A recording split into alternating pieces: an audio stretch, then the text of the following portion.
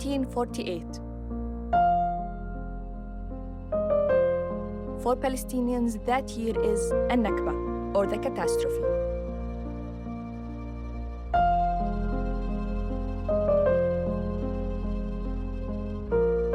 When hundreds of thousands were forced out of their homes.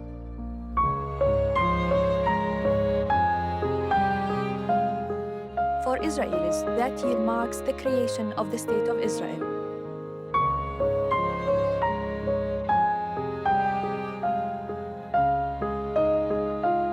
As a filmmaker and as a Palestinian, this documentary series was my way to understand the events of the past that are still shaping the present.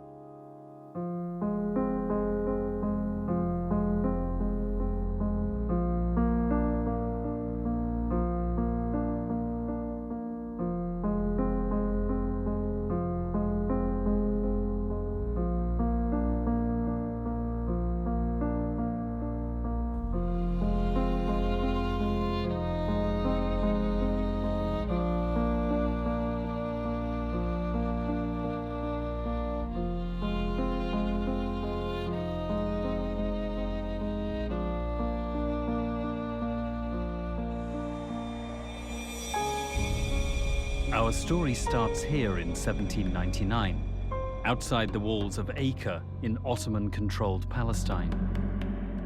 An army under Napoleon Bonaparte besieged the city, all part of a campaign to defeat the Ottomans and establish a French presence in the region. In search of allies, Napoleon issued a letter offering Palestine as a homeland to the Jews under French protection. He called on the Jews to rise up against what he called their oppressors.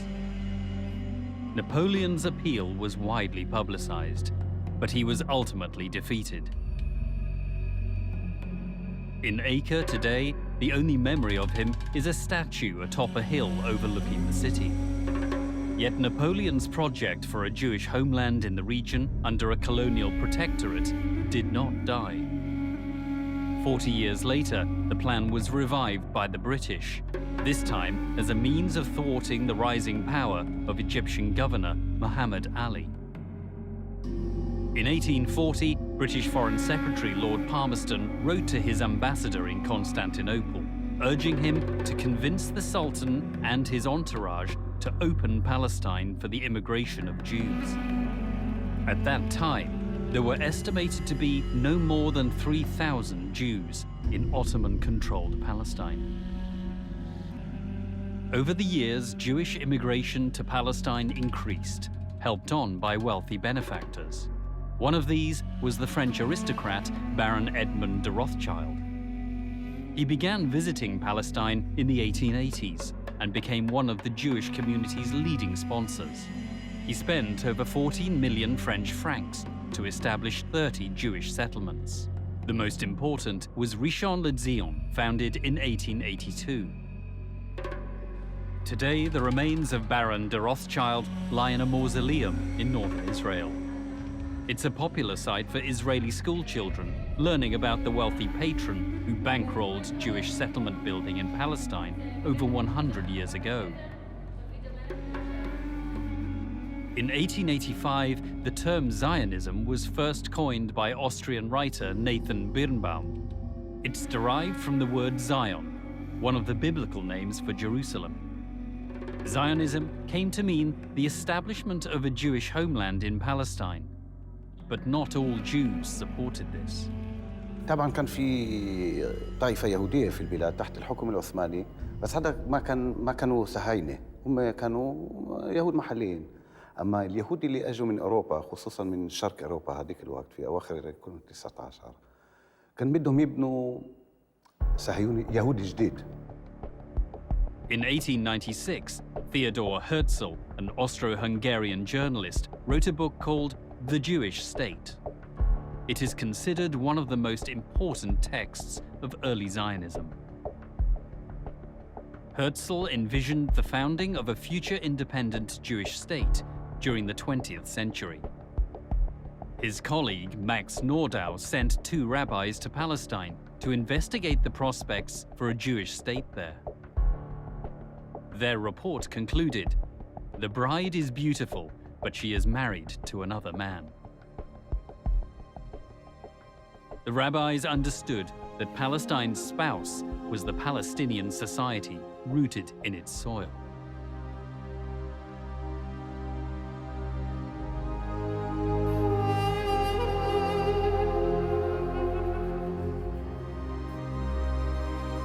In 1897, Herzl, with Birnbaum and Nordau, convened the first Zionist Congress in the Swiss city of Basel. The Congress adopted a program for the establishment of a homeland for the Jewish people in Palestine. إنما هرتزل بدأ يدعو رسمياً وعلناً لإقامة هذا الكيان، اتصال بدول العالم الكبرى آنذاك في أوروبا بشكل خاص، حتى تحمي واحدة منها تحمي هذا الكيان. فهرتزل هو أبو الدولة الصهيونية ما في شك، لكنه ليس مبدع الفكر الصهيوني. هو ما عقد مؤتمر لهذه الدول معاً واتفقت الدول على دعمه. هو كان يثير التنافس بين دولة وأخرى، كان يكذب على دولة أنه أنا سأكون معكم إذا أسستم دولة إسرائيل ضد الدول الأخرى، أنا أؤمن مصالحكم على حساب مصالح الدول الأخرى. In 1907, the British government set up a committee to devise a strategy toward the Muslim Arab population of the Ottoman Empire. The committee's report, submitted to British Prime Minister Henry Campbell Bannerman in 1907, recommended establishing a so-called buffer state in Palestine. The report proposed this state be hostile to its neighbors and friendly to Europe. The aim was to divide the region and so assure Britain's continued imperial dominance. بحيث أن هذا الجسم يكون معتمد على الاستعمار الغربي ويعتمد على الأوروبيين. هذا الجسم ضمان بقائه أن يكون ما حوله ضعيفاً. في كمان فكر عند الأوروبيين إنه اليهود مقربين لهم أكثر من العرب، وإذا تكون هون دولة يهودية بيكون أفضل إلهم. In 1907, Chaim Weizmann, a chemist who had emerged as a leader among British Zionists, visited Palestine for the first time. He set out to establish a company in Jaffa to develop the land of Palestine, a practical means to pursue the Zionist dream of building a Jewish state. His venture was supported by Baron de Rothschild. Within 3 years, a major deal was struck. The Jewish National Fund, set up to buy land in Palestine, purchased some 10,000 dunams in the Maj bin Ammar region of northern Palestine. The sale to the Jewish National Fund had dire consequences for the thousands of Palestinian farmers living on the land. أكثر من 60,000 فلسطيني في منطقة مرج بن عامر.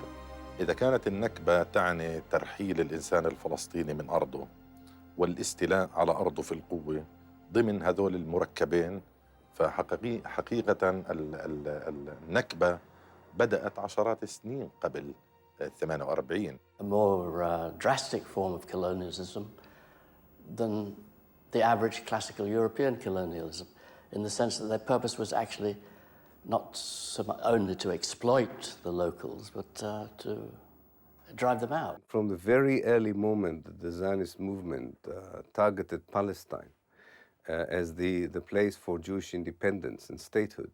And it was clear that there were Palestinians on the land. Zionist leaders and common people alike got used to the idea that the only way of making Palestine a Jewish state is by causing the Palestinians to leave. إخلاء الفلاحين هو تطبيق للمبدأين، من ناحية الاستيلاء على الأرض تسمى تهويد الأرض، وثانيا العمل العبري، وهو الاستعاضة عن فلاحين عرب بيهود إما من شرق أوروبا، وفي حالات أخرى عندما قل العدد استعانوا بيهود من اليمن. A Jewish militia known as Hashomer was established to protect the growing number of Jewish settlements. Jews held demonstrations to demand the recognition of Hebrew as an official language under Ottoman rule. العربي والفلسطيني كان واعي من اليوم الأول لمفهوم الصهيونية. هي حركة عنصرية تبحث عن رأس مال لاستعمار أرض وتوظيف البعد الديني لجعلها وطن لمن تبقى منها يهود العالم في هوية وكيان ومستقبل سياسي. هذا الوعي كان واضح جدا عن نجيب عزوري، كان واضح جدا عن نجيب نصار. In 1908, Najib Nassar, a Palestinian pharmacist, began publishing a newspaper called Al-Carmel. In it, he warned of Zionism as a movement aimed at displacing the Palestinians. He wrote, "The Jewish state would be a poisonous dagger in the heart of the Arabs." The outbreak of World War I in 1914 created new opportunities to reshape the Middle East. خلال الحرب البريطانيين كان يفكروا عن الموقع، يعني فلسطين على قرب من قناة السويس ودور بريطانيا في مصر آنذاك، كان يدل على دور خاص لبريطانيا في فلسطين، ورأوا في اليهود وفي الحركة الصهيونية شريك في أمر استراتيجي استعماري. In 1915, a secret memorandum was presented to the British cabinet under the title The Future of Palestine. It was drafted by Herbert Samuel, a British politician and Zionist committed to Palestine becoming a home for the Jewish people. In the document, Samuel advised that the time was not ripe for the establishment of an autonomous Jewish state in Palestine. He recommended instead that Palestine be annexed to the British Empire, describing this as the most welcome solution to the supporters of the Zionist movement. He expressed the hope that under British rule and over time, more Jews would settle in the land and grow into a majority among what he called the Mohammedans of Arab race. Samuel's recommendations were taken into account in the secret British-French agreement formulated by British politician Sir Mark Sykes and French diplomat François-Georges Picot. The Sykes-Picot agreement opened the way for the establishment of a Jewish state. In 1917, the British cabinet, headed by Prime Minister David Lloyd George, pledged to establish a homeland for the Jews in Palestine. The pledge came in the form of a letter from the British Foreign Secretary Arthur Balfour to the influential British Zionist Lord Walter Rothschild. بالفور كان يمثل الحكومة البريطانية، ولما كتب رسالته إلى لورد روثشايلد كان يكتب باسم الحكومة البريطانية. روثشايلد كان يلعب دور شخصي اللوبي ليشجع الحكومة البريطانية أن تأخذ سياسة معينة بالنسبة إلى دور اليهود في فلسطين. فكان يمثل الحركة الصهيونية، ووراء كلهم خايم فايزمان اللي كان المسؤول بالنسبة للورلد زاينست أورجانيزيشن أو المنظمة الدولية الصهيونية. واللي شارك في صياغة الوعد يعني. نعم. Britain had no moral or political or legal right to promise the land that belonged to the Arabs to another people. So the Balfour Declaration was both immoral and illegal. A month after Balfour's pledge, a meeting took place in London to celebrate the declaration. Speakers included Lord Rothschild, Herbert Samuel, Mark Sykes, and Chaim Weizmann. Just several days later, on December the 11th, 1917, the British Army, commanded by General Edmund Allenby, captured Jerusalem.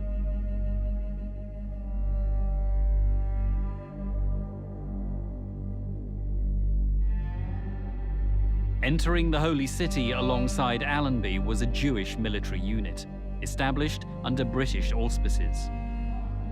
One member of this unit was David Ben-Gurion, who would later be Israel's first prime minister. The unit also included Ze'ev Jabotinsky, a future Zionist leader, as well as Nehemiah Rabin, soon to be father of young boy Yitzhak Rabin. Within a month, General Allenby welcomed Chaim Weizmann in Jerusalem. There were approximately 50,000 Jews in Palestine at this time, 10% of the population among 500,000 Arabs.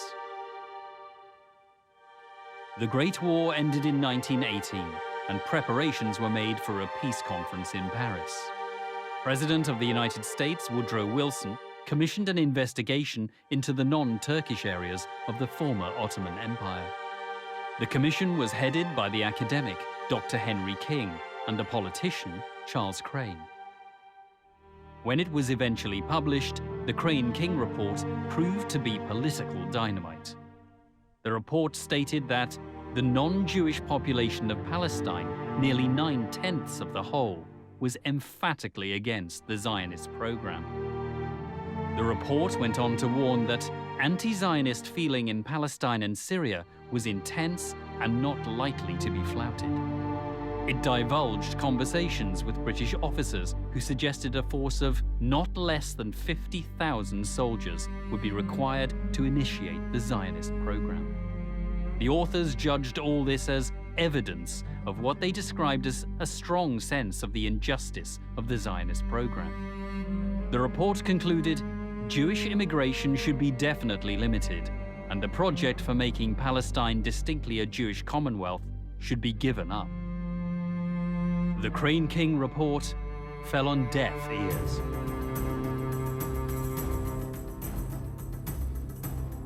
At the Paris Peace Conference in 1919, Britain was represented by Prime Minister David Lloyd George and Arthur Balfour. A delegation from the Zionist organization attended, headed by Chaim Weizmann. They presented a map, seen here, proposing the area to be allocated for a Jewish homeland. The map included both Palestine and the east bank of the Jordan River, as well as parts of what are today southern Lebanon and Syria. Parallel to the conference, the leader of the Arab delegation, Prince Faisal bin Hussein, signed with the Zionist delegation's leader what became known as the Faisal-Weizmann Agreement. It outlined Faisal's approval for a Jewish homeland in Palestine and an Arab nation in the larger Middle East. The agreement was mediated by Lieutenant Colonel Thomas Edward Lawrence, known as Lawrence of Arabia. Faisal signed, adding in his own handwriting that the agreement be dependent on the Arabs gaining their independence. الحركة الصهيونية من 1919 تقريباً فهموا إنه التركيز على السياسة الخارجية ما بكفي. يعني مضبوط لنا علاقات كتير كويسة في لندن، في لنا مكتب في نيويورك وواشنطن، ولنا ناس في برلين وفي باريس والى آخره. بس إحنا فيهم ناس وإحنا لازم أو نتفق معهم بس نيجي لإشي معهم، لازم ناخذهم بعين الاعتبار على الأقل. و1919 أسسوا مركز استخباري للحركة الصهيونية 1919 وكانوا ناس يعني أنا ذكرت إنه كان في علاقات في كثير من المناطق علاقات منيحة بين اليهود والعرب، وكان في يهود كانوا الجيل الثاني هون، يعني إذا أبوهم إجا لهون في 84 1884 86 هم انخلقوا هون ولدوا هون، وكانوا يحكوا عربي ويركبوا فرسان ويروحوا عند العرب، وكان عندهم أصحاب عرب وصاروا يلموا معلومات. وشو المعلومات؟ معلومات من نوع واحد، معلومات سياسية. شو الرأي العام؟ هل بدهم يوافقوا مع المشروع الصهيوني أو لا؟ وين في أراضي فاضية؟ وين في ناس ممكن يبيعوا أراضي لليهود؟ هذا كان الشيء الثاني. حكي الثالث بنقدر نقول كان إذا في خطة لمهاجمة يهود بمنطقة معينة، يكون واحد يقول لك يعني جماعة قعدوا عندنا وحكوا بكرة بدنا نروح عن مستوطنة معينة ومع بارودة، هو يروح يحكي لأصحابه اليهود. In 1920, the first British High Commissioner for Palestine was appointed. Controversially, London selected Herbert Samuel for the post. Samuel was a committed Zionist. Many suspected he would set out to implement what he had proposed 5 years earlier, by favoring Jewish immigration to transform Palestine into a Jewish homeland. In 1922, the League of Nations formalized British rule in Palestine. The second clause of the British Mandate document, approved by the League of Nations, stipulated, "The British Mandatory shall be responsible for placing the country under political, administrative, and economic conditions that will secure the establishment of the Jewish national home." British High Commissioner Herbert Samuel decreed Hebrew as an official language of Palestine alongside Arabic and English. The letters E and Y were added to the word Palestine in Hebrew as an abbreviation of the words Eretz Yisrael, meaning land of Israel. هربرت سامويل تحت إشراف الانتداب البريطاني هو الذي خلق إسرائيل قانونا، وضع القوانين حوالي 100 قانون لكي يمكن تسريب الأراضي العربية إلى يد اليهود. ثانياً، سمح لليهود بأن يكون لهم نظام تعليم منفصل عن نظام حكومة فلسطين. وأهم ما عمله الإنجليز أن سمحوا لهم بأن يكون لهم جيش منفصل. أنا أتكلم عن 1920. Britain provided the muscle under which they could simply emigrate. I mean, they couldn't have immigrated were it not for the British presence. Because the crucial battle in the early stages was simply getting Jews into Palestine and acquiring land. They couldn't have done that without British government's sponsorship. الانتداب البريطاني أخذ أهم شيء البشاع والمتروكة والمملوكة للحاكم وملكها للحركة الصهيونية في المستوطنات فوراً. السلطة البريطانية كانت تعطي منح أراضي لليهود حتى يسووا الكبوتسات وهالشغلات هاي كلها، وإحنا نشوف هالأشياء مش ما نشوفها، لكن ما نوعاهاش. يعني أنا في جيلي في هذاك الوقت. وحموا الوكالة اليهودية التي كانت شبه حكومة لليهود أيام الانتداب، وأعطوها كل المساعدات العسكرية والمادية، وساعدوا على إخفاء نفسها. فهي مهارة صهيونية، مؤامرة بريطانية، وإلى حد ما، وآسف أن أقول، غباء أو بساطة عربية فلسطينية.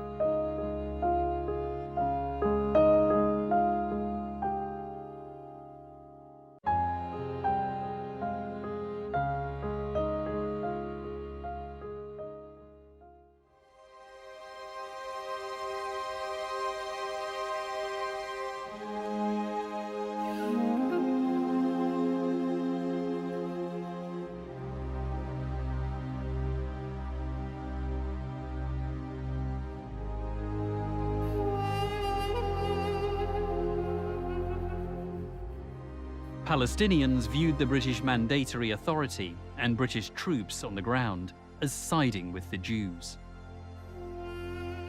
More and more Palestinian farmers, expelled from farmlands, began to join newly formed revolutionary groups.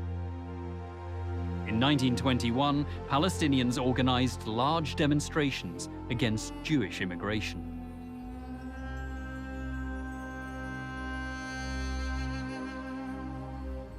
At that time, the Palestinian leadership was in effect hereditary, within one family. The Grand Mufti of Jerusalem, Amin al-Husseini, inherited his position at the age of 25, following the death of his brother, who had in turn succeeded their father.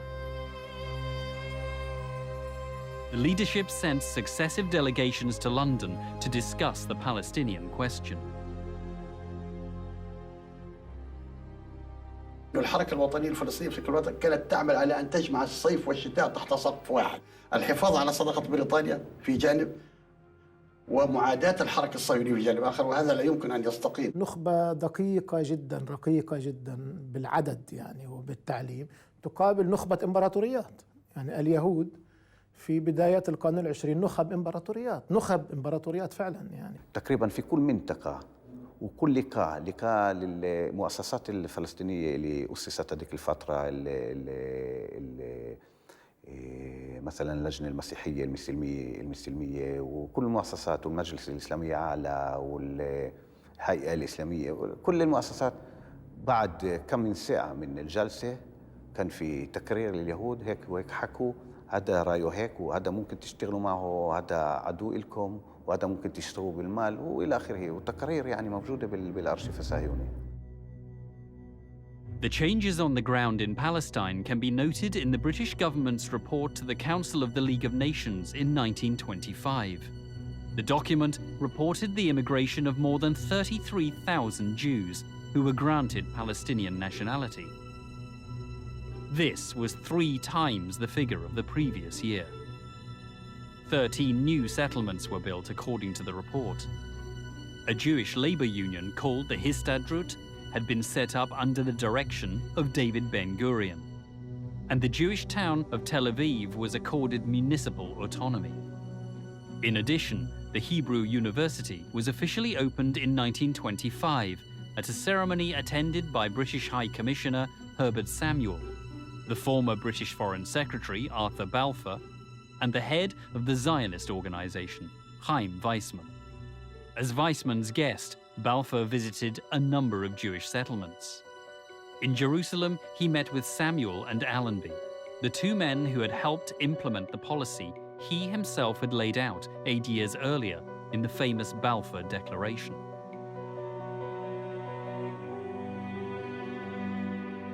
The Palestinians went on strike to protest against Balfour's visit.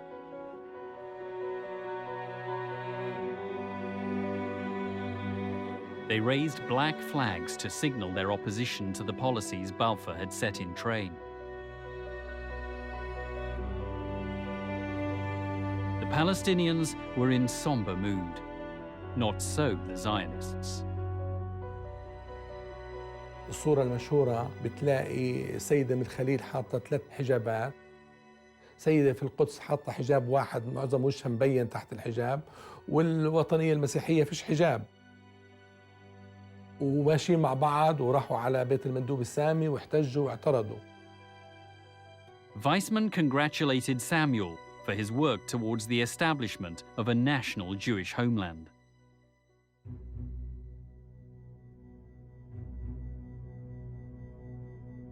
The Zionist movement was active in its propaganda. This film, in French, showed the map of Palestine with areas highlighted as land the Zionists claimed to have acquired as of 1925.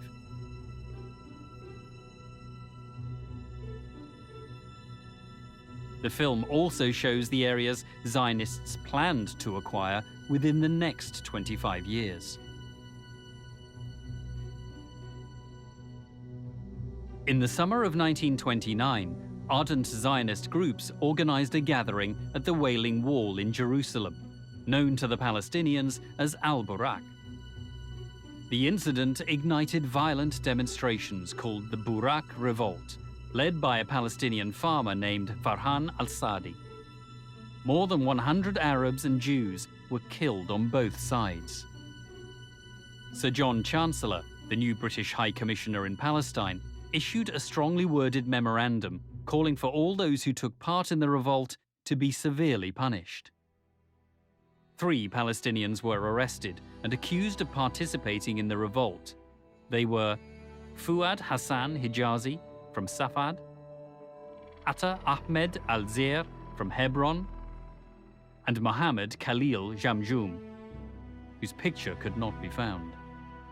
The 3 men were jailed here at Acre Prison. The British sentenced them to death.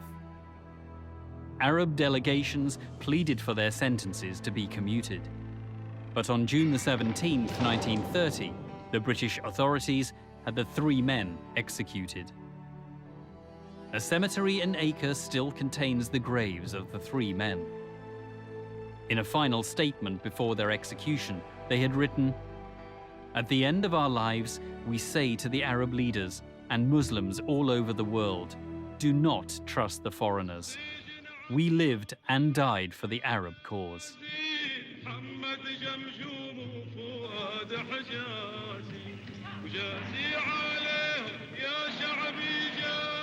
Such sentiments of anti-colonialism and pan-Arabism would become increasingly common in subsequent decades.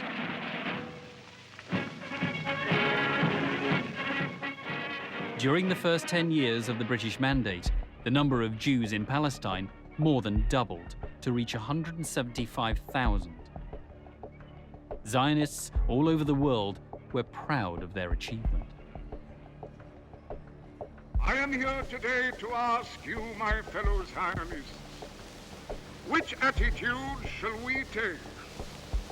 Which of the possible attitudes that we face shall be our own? I would say to England, though I am only an American Jew, but an old-time reverencing admirer of Great Britain, I would say to England, if I could, an Arab Palestine is a threat to Great Britain and a menace to the world. A Jewish Palestine is an asset to Great Britain and a blessing to the world.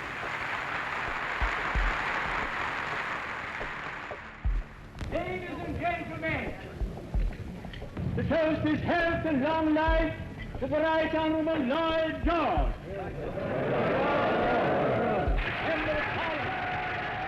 With Chaim Weizmann beside him, former British Prime Minister David Lloyd George reaffirmed his own Zionist credentials.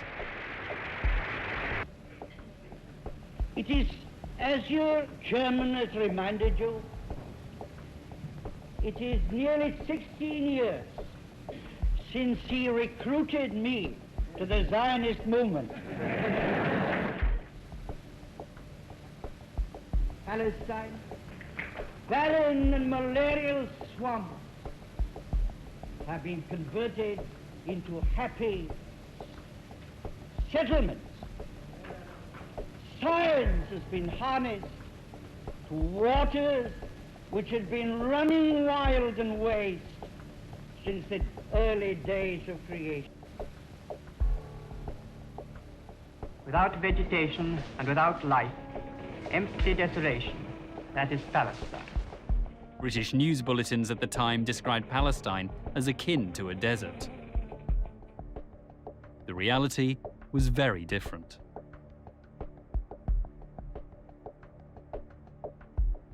الزرع ومعنة الله أمانة الله إنه ما بكيت تعرف تمشي فيه هيك الزرع الخضرة تصير فيها تطلع الصبح تروحي على المكساء تهدى ريحة الخضرة تفحفح نوار على الخيار نوار على الفقوس هالبندورة ها الحبة عيفها في الشي بعد عيفها بتذكرها 100%. إم الدنيا بكت عيفها.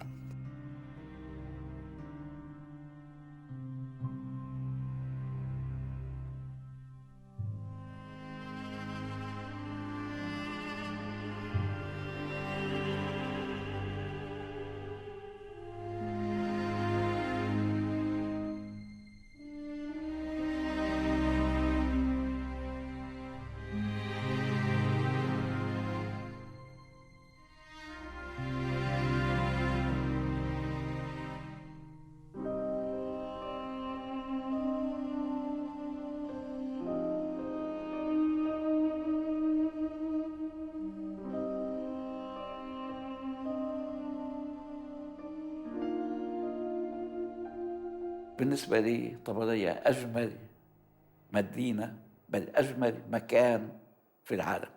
المسيح لم يقم في مدينة طبرية، إنما أقام حول مدينة فيها عمل معظم معجزاته على مياه مشهد. British politicians of the early 20th century had a distorted view of Palestinian society, frequently labeling it as Mohammedan, despite the population including over 100,000 Palestinian Christians. They did not regard them as yet belonging to either an Arab national group in general or to local national groups. The only way they were able to view them was as a religious group of believers So I think they missed the point, for instance, that Christians and Muslims actually founded a new identity, not a religious one, but a national one. حالة المسيحيين الشرقيين غير موجودة. هنالك مأزق لدى الاستعمار عندما يستخدم التيولوجيا المسيحية في الرؤية المنطقة والشرق الأوسط اللي أدت إلى تبني الصهيونية فيما بعد، مأزق في التعامل مع المسيحية الشرقية. يعني هذه تشكل مش موجودة في عالمه، ولذلك يحاول أنه ينكر وجودها أصلا، يعني لأنه مجرد وجودها بتربك كل الصورة.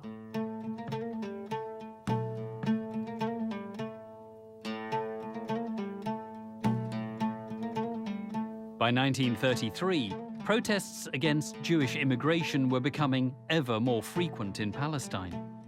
Women took part side by side with men.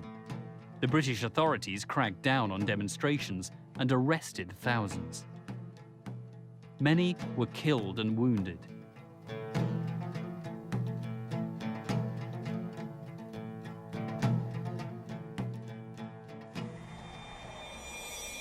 Musa Kazim al-Husseini, the 80-year-old former mayor of Jerusalem, was beaten by British soldiers during a demonstration in Jaffa. He later died of his injuries. The British authorities became ever more heavy-handed.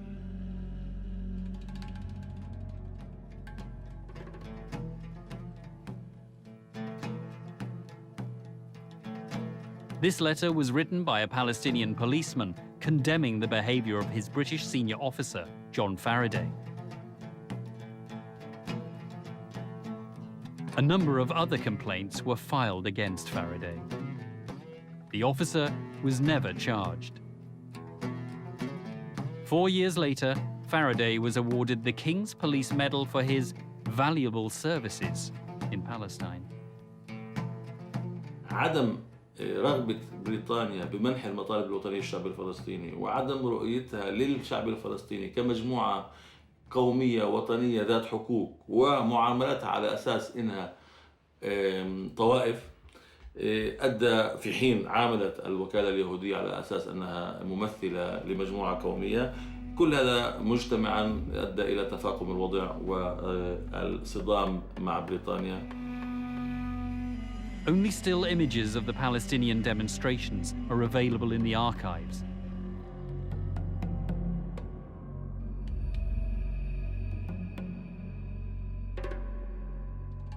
Movie cameras did capture Jewish life in Palestine, as well as British pomp and ceremony. This footage shows the Star of David flag over the Tel Aviv municipality building. This is footage of work in the diamond factories of Tel Aviv. And this footage shows the flow of new immigrants and the building of new settlements.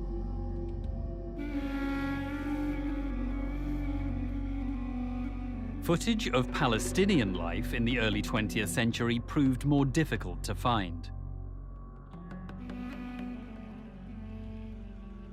A Palestinian film archive had once existed, but had since been lost or gone mysteriously missing. We spent months searching for pictures of Palestinian lives. Eventually, in the vaults of the British Library, we found glimpses of this bygone era.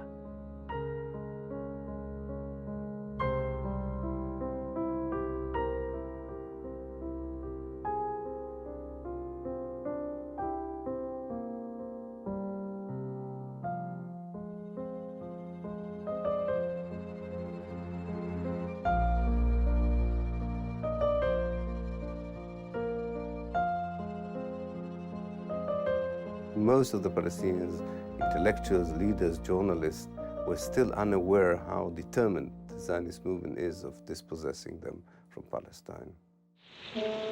In the 1930s, the number of Jews immigrating to Palestine began to increase significantly. From 4,000 in 1931, the figure jumped to 9,500 the following year. In 1933, the number rose to 30,000. In 1934, 42,000, and in 1935, a further jump to 62,000. That same year, Palestinian poet Abdul Rahim Mahmoud wrote a poem which he read aloud to Prince Saud bin Abdulaziz of Saudi Arabia, who was visiting Jerusalem. He asked, "Did you come to visit the Holy Aqsa Mosque, or to bid it farewell before it is lost?" هذه الأراضي عم بتروح، الوعد عم ينفذ، غياب أي تفاعل معها من الحكم البريطاني في قمع وفي بطش وفي قوانين رهيبة في الحكم البريطاني لحد اليوم إسرائيل عم بتطبقها بالاعتقالات وفي الإبعاد وفي البطش. اتحرك من 35 عز الدين القسام. عندما أرسل القسام للقيادة الفلسطينية في القدس ليستشيرهم في الثورة، قالوا أنه نحن الوقت غير مناسب لإعلان ثورة، الشعب غير ناضج لإعلان الثورة، وقالوا أيضا أننا ما زلنا نحن نراهن على إمكانية الحصول على حقوقنا من خلال المفاوضات السياسية. Sheikh Ez ad-Din al-Qassam established a revolutionary group to strike at Zionist and British targets. In 1935, in the hills near Jenin, he and a small band of men were surrounded by British forces. Making a defiant stand, al-Qassam and those with him were killed.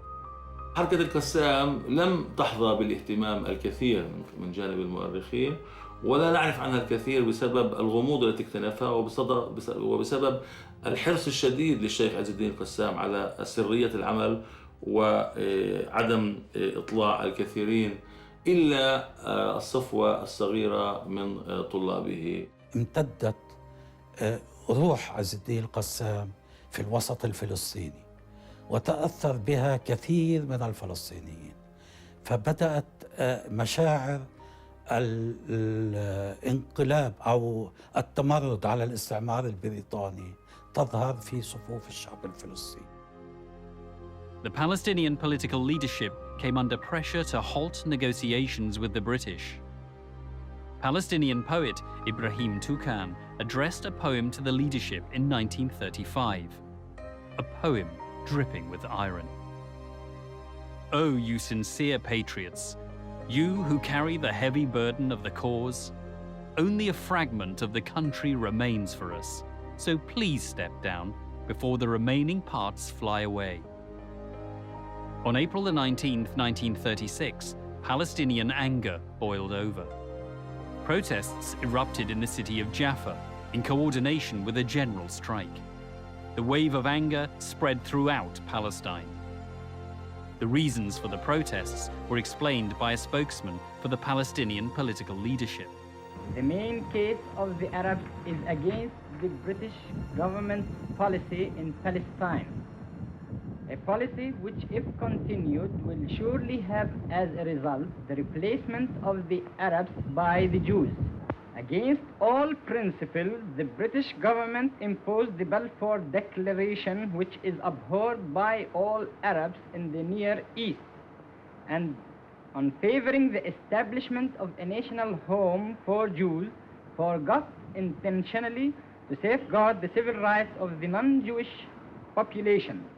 The Arabs, who decided on a general and a complete strike until the total and immediate stoppage of Jewish immigration is brought about, and until the government introduces an essential change in its present policy. لما صار الإضراب اللي هو من أعظم الإضرابات في التاريخ، إضراب ال36، كل فلسطين أضربت، وهذه جاءت نتيجة النضالات اللي صارت في السابق في مواجهة الانتداب، حكم الانتداب وتحيز الانتداب مع اليهود وتمكينهم من تسهيل الأمور عليهم في كل شيء. The 1936 revolt shocked the British mandatory authorities, who carried out harsh punitive actions. Anyone suspected of links with the revolutionaries was arrested, their homes destroyed. In Jaffa alone, more than 200 houses were demolished as a collective punishment. Demolitions in other villages and cities followed. The British insisted that destroying Palestinian houses was justified as a means to end the revolt. شو بتتذكر عن الإنجليز حطوا مخيم، حطوا مين؟ حطوا المركز بل هذا على الطريق. مين ما فات خالي إله، خالي ماخذ الشغيلي تبعه، فاهمي؟ قالوا له فوت انت والشغيل تبعك بدك تكنس المركز. قال له انا ماخذ شغيلتي. ضربوه. لما ضربوه؟ ضربوه لريمون، اسمه ريمون الضابط. تموا يقتلوه لمات. اخذناه عملوا عمليه على حيفا في مستشفى حمزه، فاهم؟ قريم بهذا هذا. لا قالوا من الضربه هون منديل الشحم رايح زايب، مات. بقوا يهلبونا. شو يعملوا؟ ايه، يقتلوا الزلام ويأخذوهم على السجن على تركان، على شرشور هذا البلد ولا شرشور هذا عند بنيامين هاي. يحبسوهم هناك شهر شهرين وشغلوهم في المحاجر، شغال الشاكة، وجيبوهم هان على نور شمس على المحاجر، اشغال الشاكة. إذا بتقري مذكرات بن غوريون كان يتحدى مفاوضه العربي في قمة الثورة، في قمة ال36، في جلساته مع موسى العلمي اللي رتبها واكهوب المندوب السامي. قال له احنا إلنا حضور فعلي، لا يستطيع الغربي ببريطانيا أن تقول لنا لا، من أنتم في بريطانيا. During the Arab Revolt, David Ben-Gurion, then a prominent leader of the Zionist movement, reportedly made a startling suggestion to the British High Commissioner, Arthur Warhope. Ben-Gurion is said to have suggested all Palestinians expelled from their land by Jewish settlement building should be resettled in neighbouring Transjordan.